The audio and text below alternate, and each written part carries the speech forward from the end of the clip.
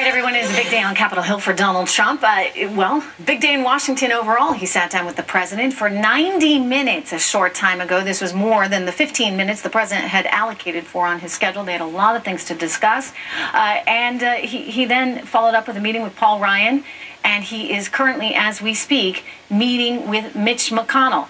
It's official.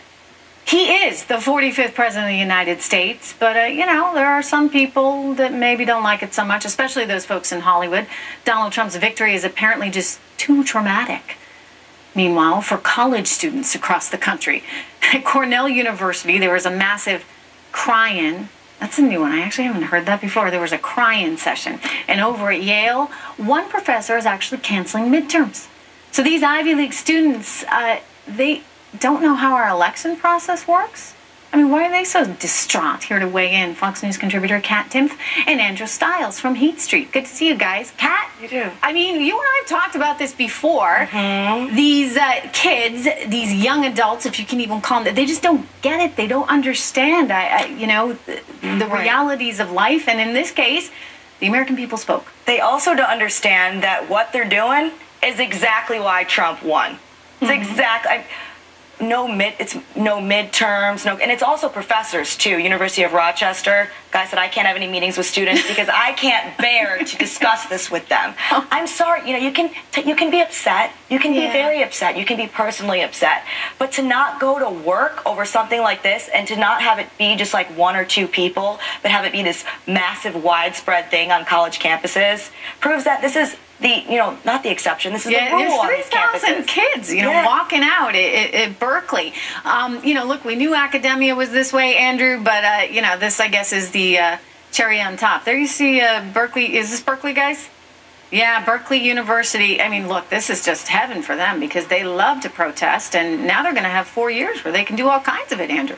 Yeah, I got to say, I almost sympathize with them because a lot of these young students were Bernie people, Bernie bros, and they had to spend the entire year pretending to be excited about Hillary Clinton, which must have just worn them down, and then she doesn't even win.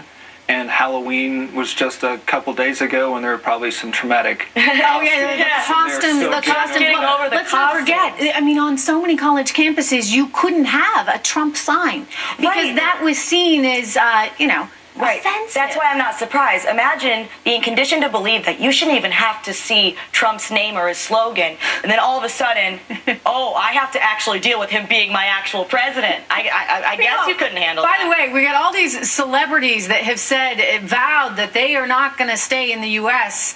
Should Donald Trump be elected. I mean, Chelsea Handler, by the way, crying, sobbing today on her show, all upset about At least she was sobbing at work. At least she went to work. But, you know, what's going to happen? Should we just help them leave? Go to Canada? I don't think Canada wants them, some of these celebrities, but this happened when Bush was reelected. No one ever followed through on the promise to move to Canada. It's just kind of a temper tantrum like the college students and celebrities. Why is it always Canada?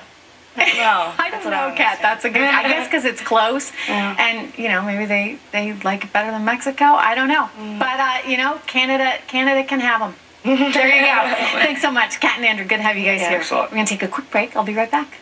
Markets way up.